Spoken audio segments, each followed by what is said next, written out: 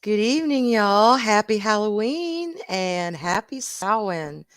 Welcome to today's celebration of one of the best and my personal favorite stories in the world, A Legend of Sleepy Hollow. Now, this was written by Washington Irving, who actually wrote this while he was living in Birmingham, England. And it's a short story that was first published in 1819, and it was published as a companion piece to Rip Van Winkle. And both of those stories are what would be considered quintessential American stories that have endured the test of time. They are considered enduringly American.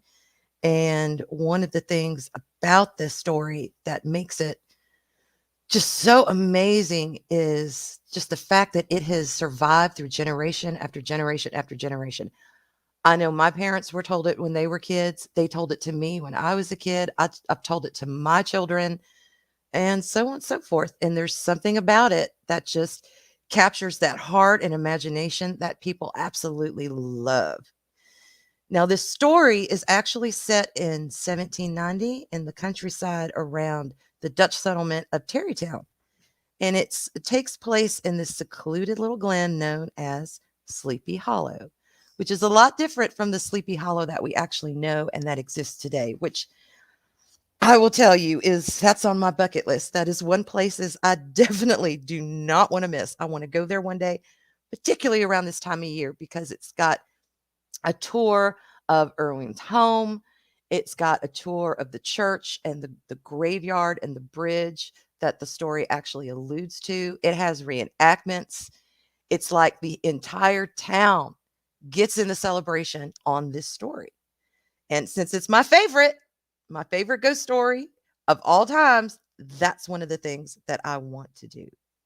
Now, this centers around two main characters, Ichabod Crane, our school teacher, who we all know and love, and the Headless Horseman, who is, I guess you could say, the villain of the story, at least as far as Ichabod's concerned. And the Headless Horseman was believed to be a Hessian soldier who was decapitated by a cannonball in battle. Now, this has been adapted into numerous films, TV shows, and theater productions. There have also been tons of musical scores based around it, individual pieces, as well as pieces for all these different adaptations. It has just survived and lasted the test of time. Now, what I'm going to do tonight is I'm going to read you an excerpt of it. So, y'all get something to drink, kick back, relax, and welcome to the legend of Sleepy Hollow. It was the very bewitching time of night that Ichabod pursued his travels homeward along the sides of the lofty hills which rise above Tarrytown, and which he had traversed so cheerily in the afternoon. In the dead hush of midnight, no signs of life occurred near him, but occasionally the melancholy chirp of a cricket, or perhaps the guttural twang of a bullfrog from a neighboring marsh. All the stories of ghosts and goblins that he had heard in the afternoon were now crowding upon his recollection. The night grew darker and darker, and the stars seemed to sink deeper in the sky, and driving clouds occasionally hid them from his sight. He never felt so lonely and dismal. He was, moreover, approaching that very place where many of the scenes of the ghost stories had been laid. In the center of the road stood an enormous tree, which towered like a giant above all the other trees in that forest.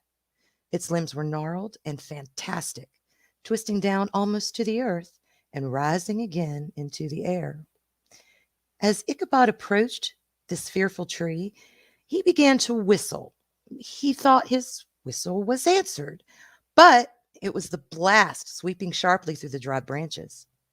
As he approached a little nearer, he thought he saw something white hanging in the midst of the tree. But he paused, and it ceased his whistling. But looking at it narrowly, he perceived it was only a place where the tree had been scarred by lightning and the white wood laid bare. Suddenly, he heard a groan. His teeth chattered, and his knees smote against the saddle. It was but the rubbing of one of the huge boughs upon the other as they swayed about in the breeze.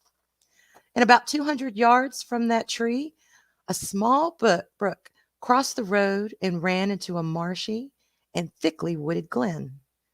A few rough logs laid side by side served for a bridge over this stream.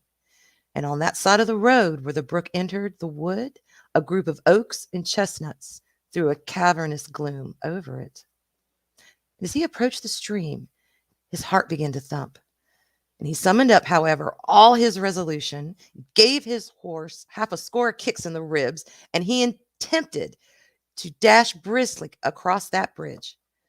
But instead of starting forward, the old animal made a lateral movement and ran broadside against the fence. And Ichabod, whose fears increased with the delay, jerked the reins on the other side and kicked with his contrary foot. But it was all in vain. His steed started, it's true, but it was only to plunge to the opposite side of the road into a thicket of brambles. The schoolmaster, now bestowed with whip, he hit upon the ribs of old Gunpowder, his steed, who dashed forward, but came to a stand just by the bridge with a suddenness that had nearly sent his rider sprawling over his head. And just at that moment, in the dark shadow of the grove on the margin of the brook, he beheld something huge, misshapen, and towering. It stirred not, but seemed gather up in the gloom like some gigantic monster ready to spring upon the traveler. The hair on the affrighted pedagogue rose upon his head. To turn and fly was now too late. Summoning up a show of courage, he demanded in stammering accents, "Who are you?" But he received no reply. He repeated his demand in a still more agitated voice, but still there was no answer. Once more, he cudgeled the sides of the inflexible Gunpowder, and shutting his eyes, broke forth with involuntary fervor into a psalm tune, anything to calm him. And just then, the shadowy object of alarm put itself in motion, and with a bound stood at once in the middle of the road. He appeared to be a horseman of large dimensions and mounted on a black horse of powerful frame. Ichabod, who bethought himself of the adventure of Brom Bones with the galloping Hessian, now quickened his steed in hopes of leaving the figure behind. The stranger, however, quickened his horse to an equal pace. Ichabod's heart began to sink within him. His parched tongue clove to the roof of his mouth, and he could not utter a stave. On mounting a rising ground, which brought the figure of his fellow traveler in relief against the sky, gigantic in height and muffled in a cloak, Ichabod was horror-struck on perceiving that he was headless. But his horror was still more increased on observing that the head, which should have rested on his shoulders, was carried before him on the pommel of his saddle. His terror rose to desperation, and he rained a shower of kicks and blows upon Gunpowder, hoping by a sudden movement to give his companion the slip, but the spectre startled full jump with him. Away then they dashed through thick and thin, stones flying and sparks flashing at every bound. Ichabod's flimsy garments fluttered in the air as he stretched his long, lank body away from his horse's head in the eagerness of his flight. Well, they had now reached the road which turns off to Sleepy Hollow, but Gunpowder, who seemed possessed with a demon, instead of keeping up, made an opposite turn and plunged headlong downhill to the left. This road leads through a sandy hollow shaded by trees for about a quarter of a mile, where it crosses the bridge famous in Goblin story, and just beyond swells the green knoll on which stands the whitewashed church. And yet the panic of the steed had given his unskillful rider an apparent advantage in the chase, but just as he had got halfway through the hollow, the girths of the saddle gave way, and he felt it slipping from beneath him. He seized it by the pommel and endeavored to hold it firm, but in vain, and had just time to save himself by clasping old Gunpowder round the neck when the saddle fell to the earth, and he heard it trampled underfoot by his pursuer. For a moment, The terror of Hans Van Ripper's wrath passed his across his mind, for it was his Sunday saddle. But this was no time for petty fears. The goblin was hard on his haunches, and unskillful rider that he was, he had much ado to maintain his seat, sometimes slipping on one side, sometimes on the other, and sometimes jolted on the high ridge of his horse's backbone with a violence that he feared would cleave him asunder. But an opening in the trees now cheered him with the hopes that the church bridge was at hand. The wavering reflection of a silver star in the bosom of the brook told him he was not mistaken. He saw the walls of the church dimly glaring under the trees beyond. He recollected the place where Brom Bones's ghostly competitor had disappeared. If I can but reach that bridge, thought Ichabod, I am safe. Just then he heard the black steed panting and blowing close behind him. He even fancied that he felt his hot breath. Another convulsive kick in the ribs, and old Gunpowder sprang upon the bridge. He thundered over the resounding planks. He gained the opposite side, and now Ichabod cast a look behind him to see if his pursuer had vanished, according to rule, in a flash of fire and brimstone. Just then, he saw the goblin rising in his stirrups and in the very act of hurling his head at him. Ichabod endeavored to dodge the horrible missile, but too late. It encountered his cranium with a tremendous crash. He was tumbled headlong into the dust, and Gunpowder, the black steed, and the goblin rider passed by like a whirlwind. The next morning, the old horse was found without his saddle and with his bridle under his feet, soberly cropping the grass at his master's gate. Ichabod did not make his appearance at breakfast. Dinner hour came, no Ichabod. The boys assembled at the schoolhouse and strolled idly about the banks of the brook, but no schoolmaster. Hans von Ripper now began to feel some uneasiness about the fate of poor Ichabod and his saddle. An inquiry was set on foot, and after diligent investigation, they came upon his traces. In one part of the road leading to the church was found the saddle trampled in the dirt. The tracks of horses' hooves, deeply dented in the road, and evidently at furious speed, were traced to the bridge, beyond which, on the bank of a broad part of the brook, where the water ran deep and black, was found the hat of the unfortunate Ichabod, and close beside it a shattered pumpkin. And that, y'all, you'll have to read the rest of it for yourself. Oh my God, I love that story. I don't know how many times I have read it. I don't know how many times I have shared that with my kids. And of course, my favorite, absolute favorite rendition of the story, and one that I think really stays the truest to the original text, is Disney's Ichabod Crane. I even have the song that Brombone sings as my ringtone because it is probably one of the best adaptions I've ever seen of it. It manages to hone down in just 20 minutes or so the entire feel of that story, and the feel of it when you listen to it, when you watch it, because it lasts. I mean, who the hell doesn't love a good ghost story? But this one, it seems to tick all the boxes. I mean, come on, a headless horseman? Who would not be terrified of that? And I know at night, sometimes when it gets dark, particularly around this time of year, and I look outside and the street lights are off, and all I can see, particularly in my backyard, are those huge looming pecan trees. You hear an occasional owl hoot, as y'all well know. Sometimes I wonder, okay, what is really out there? Are these stories that are written for us, are they based on some truth? Or are they just based on the incredible imaginations of the authors we love? Who really knows? I don't know. But I know that my brother used to live in a place in North Georgia. And you want to talk about wooded, and you want to talk about spooky. And his house was at the end of this long road that was just surrounded by trees. And at night, there were no street lights out where he lived. And he turned off all the lights of his house, and we went and we stood and we looked down that road, and all you could see was just the moonlight, but the farther you looked, the darker it got. I don't know. Maybe there was a headless horseman waiting down there. Who knows? All I know is that I was not going to go down there and find out because I grew up on this story and I know what happens to Ichabod.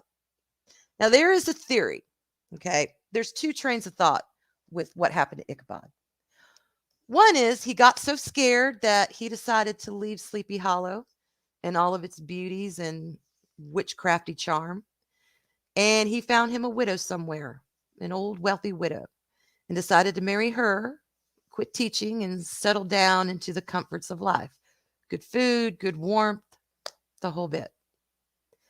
But now the other theory is, and one to which I personally subscribe, and the one to which the people of Sleepy Hollow subscribe, was that he was indeed spirited away by the headless horseman. Now, what happened to him after that? If he was spirited away, was he doomed to haunt?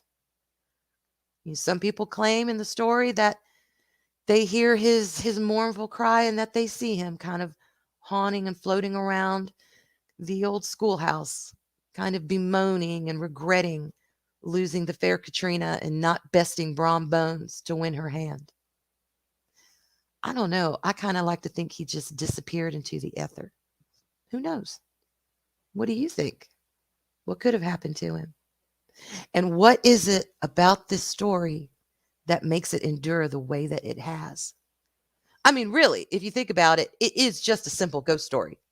You got a teacher, you got a fair maiden, but then you've got a headless horseman.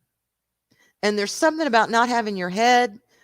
I don't know, y'all, but that kind of gives me the jeebies. You see ghosts with heads, and it's like, okay, they're kind of spooky. I get it. But this guy had no head. Apparently, he was carrying it around with him. He didn't want it on his shoulders. It was gone. And that, to me, is terrifying to think that he could still be moving, he could still be riding. And if you've watched the Disney version, that is one hell of a laugh. That is a Vincent Price laugh that he gives our poor Ichabod. In the story, he's silent. But there's something about that blood-chilling laugh that just wants to make your hair stand on end. To think he's laughing without a mouth and without a throat and without a head. I don't know, y'all. I never get tired of reading the story. I've seen many of the adaptations. A lot of them we've talked about on Pink and Purple. I do enjoy the Tim Burton one. It's an interesting twist. I've seen older ones. Jeff Goldblum was in one that I saw one time. That was interesting. I've seen one with, oh my goodness, I can't remember her name now. Beverly something. It'll come to me. Anyway, she's in it. She plays Katrina in one, and that's not bad. I've even seen a really crappy animated one that was not done real well, but again, it was an interesting twist on the story. So this story is timeless. It can be for all kinds of settings. It can be, and you could even do a modern one. And yeah, I know Sleepy Hollow, the TV show. Okay, with the hunky Ichabod, nah, no, thank you. But I might rewatch it. I might actually rewatch it at some point, just to see. Okay, let me give it another chance because it is Sleepy Hollow, and you really can't go wrong with it. It is fantastic. It is enjoyable. It is quintessential Halloween. And there are other ones that I'd love to explore at some point, but this one is my favorite, and I will always go back. And even sometimes in the middle of the night when I get up and I walk through the house and it's dark, particularly around this time of year, which we all know, this is one of the times of year when veil is thinnest between the natural and the supernatural. Who knows what I'm going to see? I mean, there's someone taking my forks. I don't think it's a headless horseman. But point is, there are things out there. There are things that go bump in the night. May not always be what we think they are. But then again, these stories come from somewhere. And some imaginations are so damn good that it makes you wonder, are they good because the person's just immensely talented? Or are they good because maybe they had a dream? Maybe they saw something. Or maybe something is just giving them inspiration from beyond.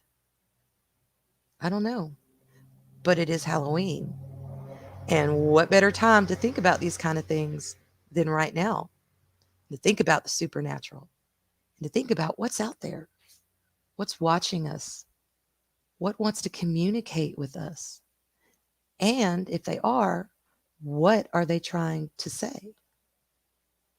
What do we want them to say? Or do we just want to be left the hell alone and let them go their way and we go our way? I don't know, y'all. I just know if I'm ever out in the middle of the night walking down an old wooded road, and let me tell you, there are churches within spitting distance in this town, one on every corner. So we're talking churches, we're talking graveyards, and we're talking old bridges. What would I do if I came across a headless horseman? Would I tell him, you know what? Man, you make a great story. Or would I run like hell? I think I know the answer to that. And I think y'all know the answer to that too. I'm brave, but I'm not that brave. Not when it comes to the headless horseman. Anyway, I want to thank everyone for coming today. I know wasn't too long, but I want to thank y'all for joining. And here's Archer. Hey, Archer. How are you? Shivering in me timbers. Are you? You coming to join in on the headless horseman? I just actually had a thought. Okay. We know the head. It's just like this is my linguistics head. If you pardon the expression, putting a different head on seems appropriate for the night. As we know, the headless horseman was supposedly, if I remember, had his head blown off by cannon. But he was supposed to be a Hessian soldier, was he not, from the War of Independence? That is the theory, yes. Well, so it just literally suddenly occurred to me that one word for someone from in German, you might call someone from Hesse ein Hessemann. Yeah. So a headless Hessemann headless horseman might become a horseman. So maybe he didn't have a head. Maybe he'd had his head blown off and he wasn't on a horse originally. And it just literally when Zach put that in about headless horseman. There, I thought, no, slow down. I thought, hold on a second. Hess, ein Hessmann, ein Mann aus Hess, ein Hessemann. Yeah. That's very close, especially if you don't speak German. You might think that actually meant horseman. Yeah. You see it written down. That may have been his inspiration to call him that and to make him that. Yeah, which one they just and to put him on a huge black Chris. At least one nearly headless ghost. His name's Nick. Yes, I have read the Harry Potter books as well. Yes. I have to admit, nearly headless Nick is one of my favorite characters in Harry Potter, just because of the headless horseman. There's in that case, you'll love it. There's a comedy series. They recently dropped season 3. The BBC did. They actually did something reasonably good. From the same folks that did the original Horrible History series, the same troupe, same group of people. It's called Ghosts. And it is literally, it's about this couple that inherit this old hotel, which is being British, is extremely haunted. And at one point, the wife falls out of I think, but basically, she gets head injury and she can suddenly see all the ghosts and talk to the ghosts. Okay. And one of the ghosts is a caveman. Like even ghosts going back that far. But one of them is a headless. In fact, actually, the same actor plays the caveman as plays the head. I can't remember the character's names now, but the headless guy. And part of the joke of that is most of the time he literally loses his head, and the head is separate. But they that they've been gradually been going through um, explaining how most of the main ghosts died and came to be there. Mm-hmm. And I won't spoil it in case anybody wants to catch and watch it, but it's quite humorous the way does actually lose his head, because everybody thinks he's been executed because he's an Elizabethan, Tudor Elizabethan era Okay. ghost, Uh-huh. right? Okay. Um, and of course, that era was quite famous for people losing their heads. Right. Um, at least two queens. Mm-hmm. Dear old Henry the Eighth started out with at least two queens. Mm-hmm. Yep. But I think he was Elizabethan period. But I mean, that's interesting because a lot of the ghosts traditionally over here, interesting enough, I'm trying to think. I mean, apart from, I think there's a stretch of motorway where you're supposed to be able to see a ghost legion of Roman, a ghost troop of Roman legionaries, Mm-hmm. and because the land has changed, they're about halfway, supposedly halfway into the road, because they're marching along the road that the level was there when they were alive, Yeah. and the road's about 3 foot high now. But I'm thinking most of the ghosts we tend to have over here, I think, are sort of medieval or later. We don't seem to have many stories of ghosts that go back prior to the Middle Ages. Well, that's something that I Uh, think is so interesting that he was living in Birmingham, England when he mm, wrote this story.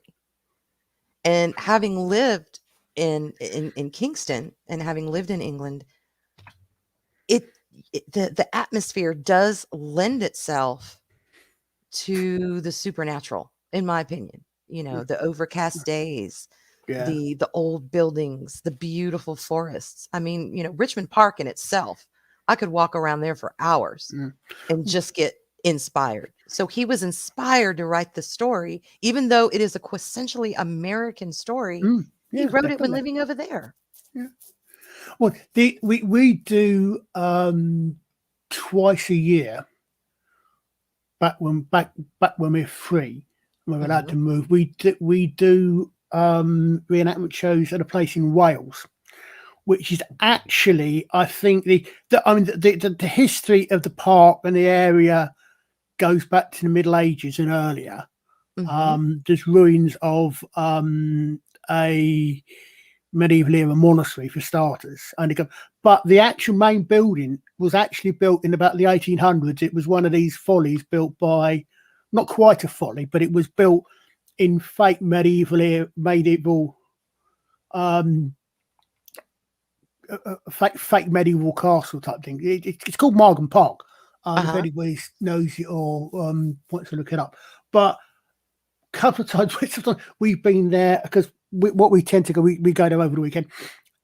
Despite the fact it's only about 200 years old, which is not very old for Britain. Right. Um, Very true. it's if a lesson, I think it's supposedly haunted. There are supposed you actually get, sometimes we've been there quite often. Um, and the same weekend we've been there have been parties of ghost hunters actually touring the place. Hmm. And you have no idea how tempting it is when you're a medieval reenactor with medieval kit, medieval knights, Ooh, I can imagine. medieval ladies. You have no idea how tempting it is Hmm. to just go and make an appearance. Well, I one of the would thought places people want this. I used to go every year. I would go, my school would tour it every year whenever we'd come in. And then I would go again when my parents came to get me to take me home. Mm, As the Tower of London. mm. One of my favorite places in the world Oh, yes. to go.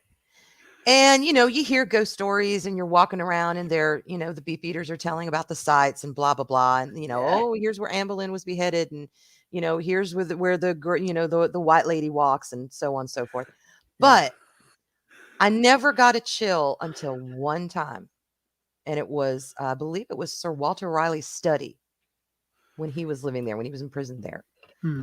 And I'd been in that room many times, many, many times. And, we kind of shuffled in and then shuffled out. And, oh, look, there's the desk, there's the chair, whole thing. Well, I was in there one time and the group went ahead of me and my parents went on and I was in there by myself and I was just looking at the chair and looking at the desk. And I was fine. Everything was fine. And all of a sudden, I just had the temperature dropped and this chill just washed over me unexpectedly. And I Yeah. stood there for a moment and I went, oh my God, what just happened? And that's when I got freaked. And I said, okay, it's time to leave. And I left. And that is the only place as many times as I've been in there and as many times as I've visited that place and heard the stories and what have you, that I actually got spooked. I haven't been there for a very long time, but it's if it was for the fact that it's in London, it's somewhere I'd love to work. Mhm. But there's one thing there, for all the stories they tell, that there's one item on there which my understanding is has in the last few years actually been removed from being a public exhibit because it's a chair. It's an Mhm. ordinary wooden chair with wooden back. You know, the sort of one with wooden spokes, a spoke back chair. You know, sort of thing. I mean, Mhm. the Yeah. spoke, except for the fact that the right hand side, as you look at it, of the spokes is broken, and there's a reason it's broken. Why is it broken? It was broken by the bullets that executed the man sitting in it Oh in my. World War II. Mhm. The last person killed in the Tower of London was a German spy. I believe it was the last person killed there. Mhm. And he was actually poor talk about poor sod. We I know it's bringing it a little bit further forward than the ghost was, but we had this we the British basically ran every single German spy that landed here. Mhm. We knew them all, we caught them all, and we turned them. And unfortunately, this particular guy, well, actually, we gave him a choice. We didn't turn them all. If they didn't turn, they were tried and executed as spies. And unfortunately, this poor German, he'd broken his leg on landing, Oh no. and he wasn't in, which is why he was sitting. He wasn't standing. Oh, Arwyn's gone. People have lost Arwyn. But why he wasn't, he was in a chair, not standing. But unfortunately, because he'd injured himself, he wasn't able to actually do anything and actually start working for us. So he was actually I think he was the last person actually executed at the Tower of London. We got we're back. There we go. Okay, that was spooky, y'all. I just got kicked, and it was Well, not that we my noticed. internet. It was Yeah. not my internet. I just got kicked from the stream. Bloody hell. I did. I got, Yeah. and I'm like, It was the owl. It was the owl outside with those really arms actually putting the internet in and out. wow. It's all good. I'm back. That was spooky. Hey, Daryl.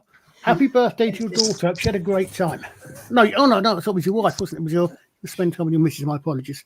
Right, I'm backing out. Okay. Ah. Anyway, continue. I'm listening. Yes, I mean, I said I don't, but I said unfortunately because he'd broken his leg, he wasn't able to. His cover had been blown, and so he ended up being executed rather than given the opportunity to work for us, to turn double, because almost, as I said, every single, as far as we still know to this day, every single agent the Germans tried to infiltrate into Britain was caught and turned, and most of them were turned and Hmm. was sending back false information. And another place that I love to visit, because being in Kingston, I was not too far from it, was Hampton Court. Yeah, something like that. Yeah.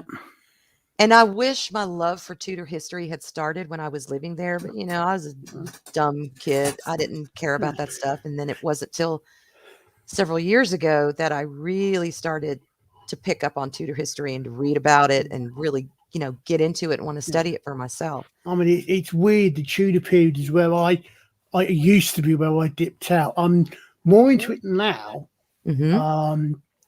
because technically speaking, the way it's generally considered in this country, or in Britain or in England in particular, the Middle Ages, the late medieval period, ends with the Battle of Bosworth Field in 1492.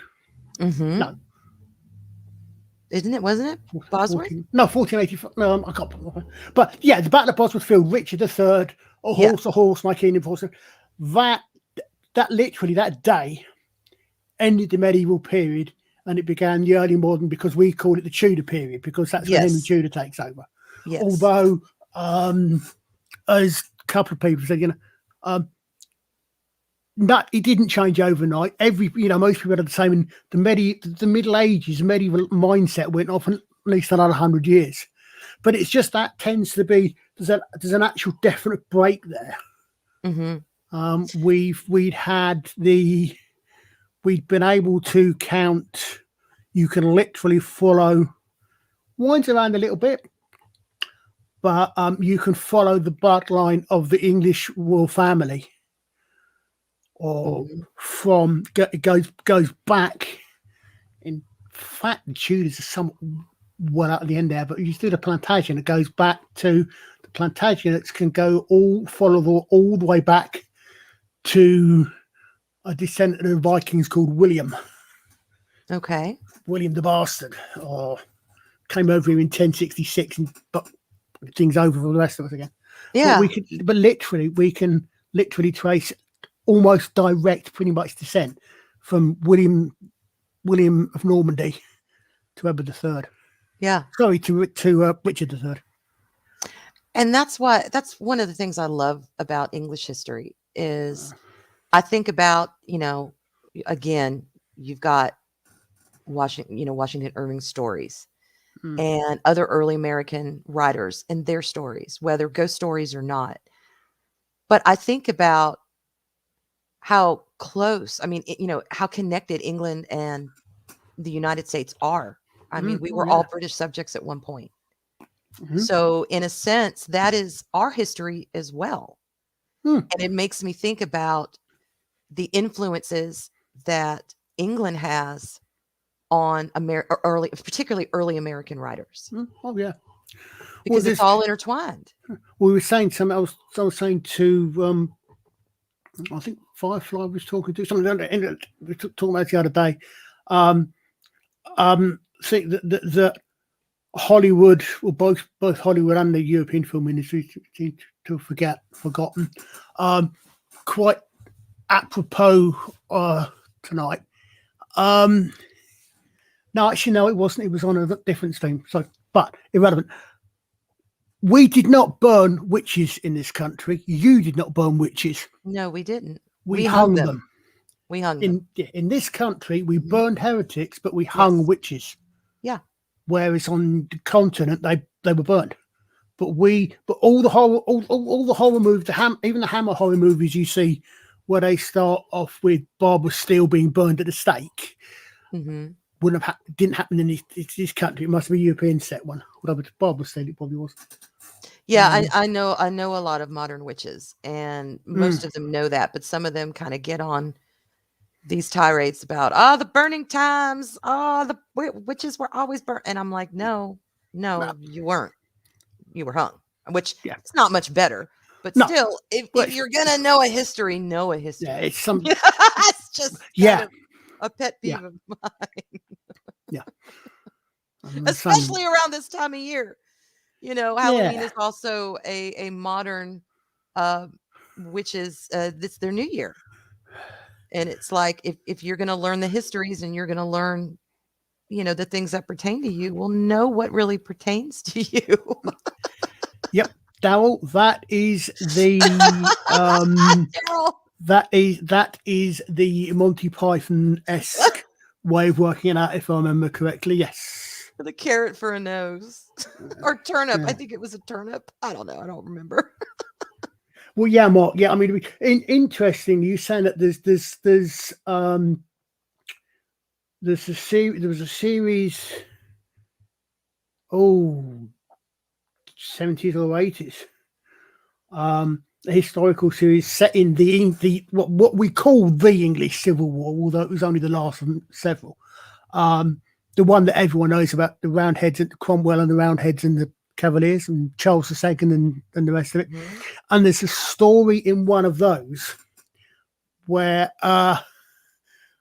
one of the characters is accused of being a witch, and she is indeed she is dunked and she drowns.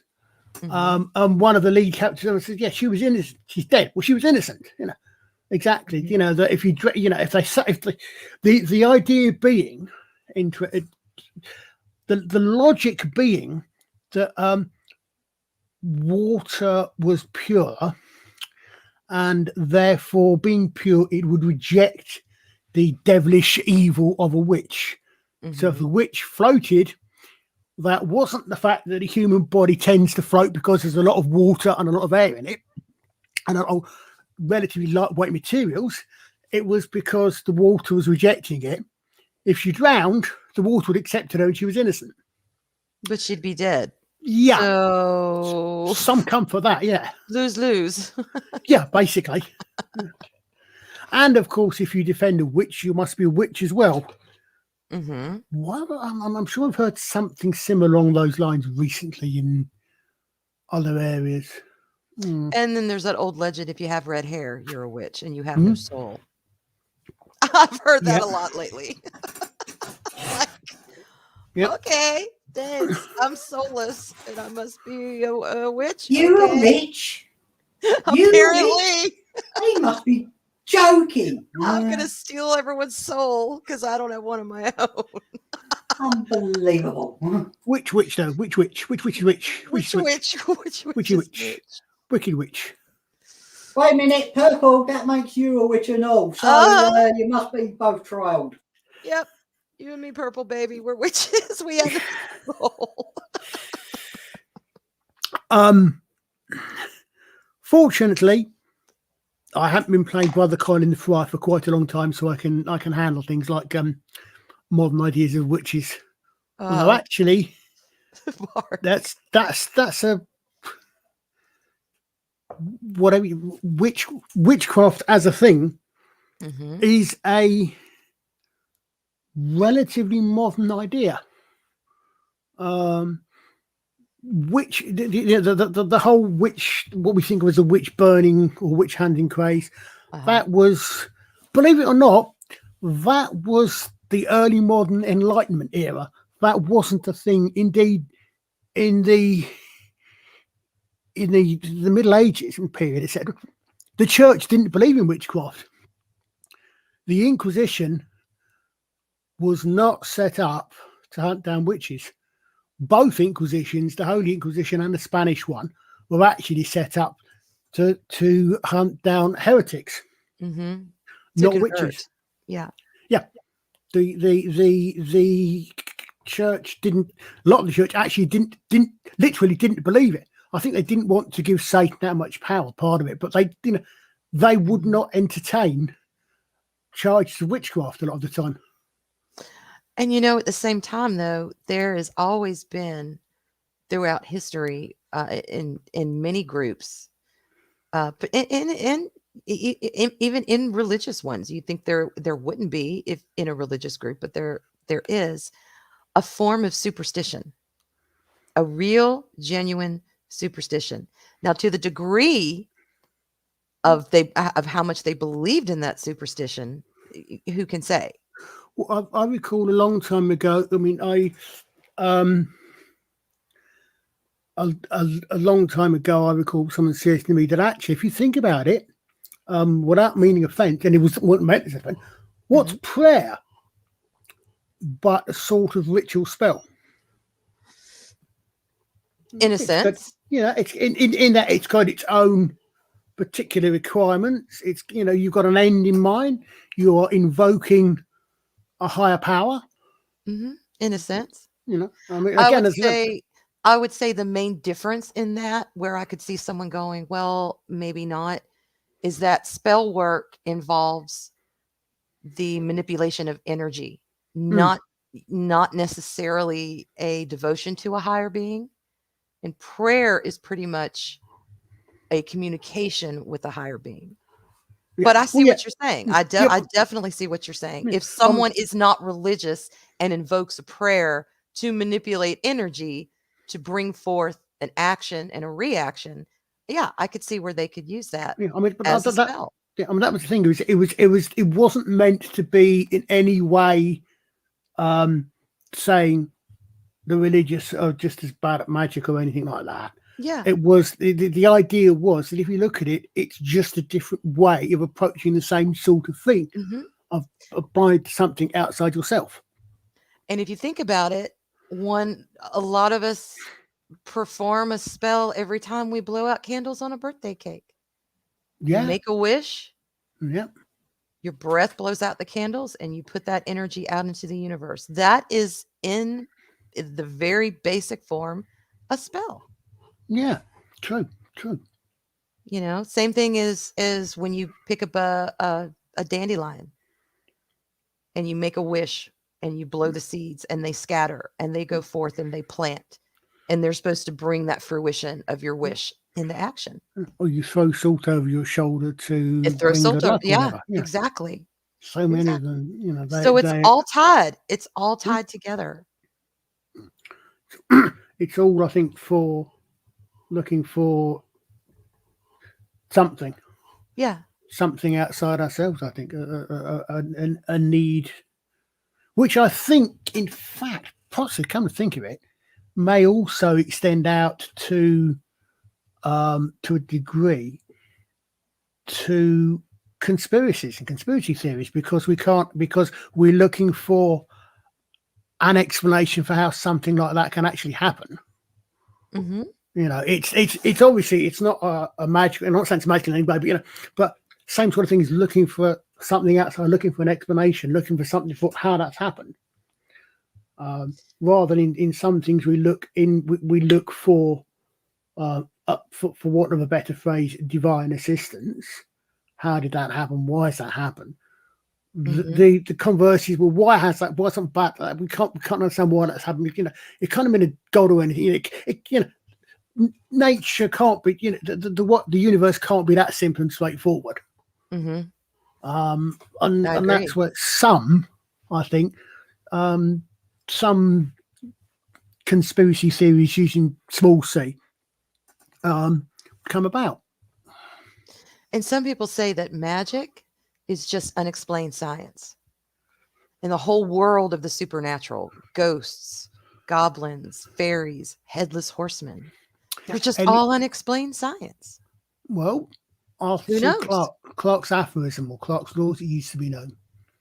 Any sufficiently advanced science will be indistinguishable from magic. Mhm. The corollary of that is magic is science we don't know how to do yet. Right. That maybe Um, some have learned how to tap into and others haven't. I I don't mean, know.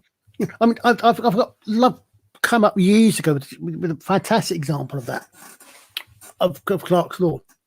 Okay. A witch, wise woman, a witch, a magic person, Mhm. a wizard, whatever, walks into a cave. They cast. I've updated it. They utter a magic spell, and the sun explodes into being in the middle of the room.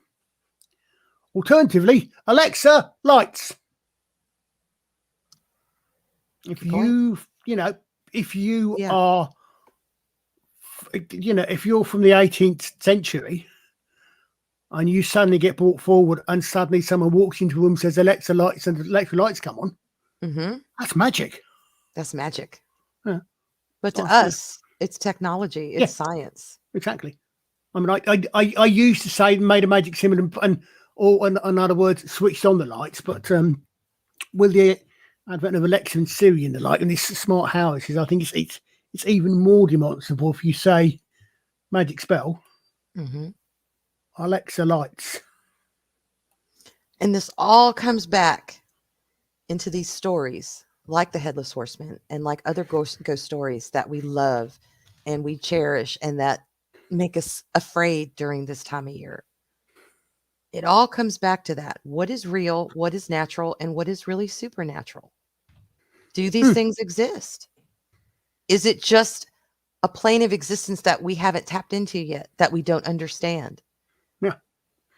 All the more What is that thing that makes that veil thin, and how do we cross through it and get back to the other side? is the modern version of ghosts aliens. Maybe. Yeah. I don't know.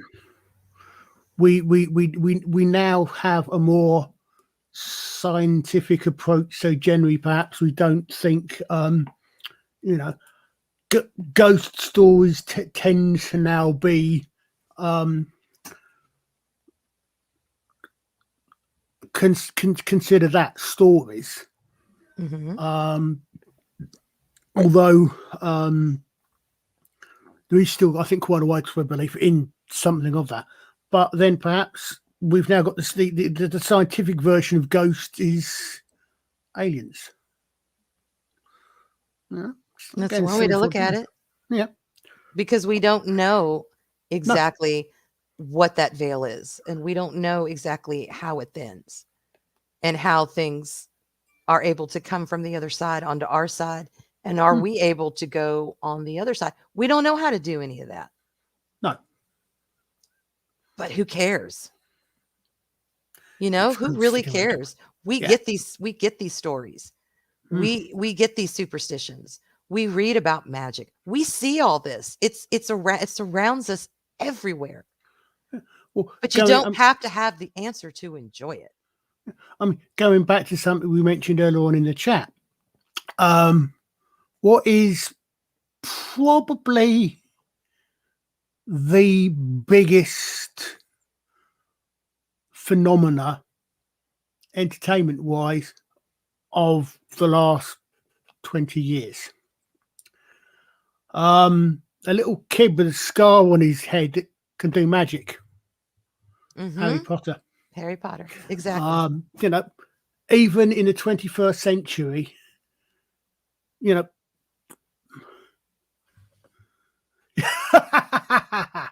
Well, Louise, that's what you get for having a spy in the camp. Remember, Alexa has to contact her base with everything she hears so she knows what it is. Great. That is great. And you know, that is the example. Okay, let's take Harry Potter. All right, the Headless Horseman has been around for me all my life. Yeah. Is my favorite ghost story. And then you got Harry Potter, who is another generation's, that's going to be their favorite story.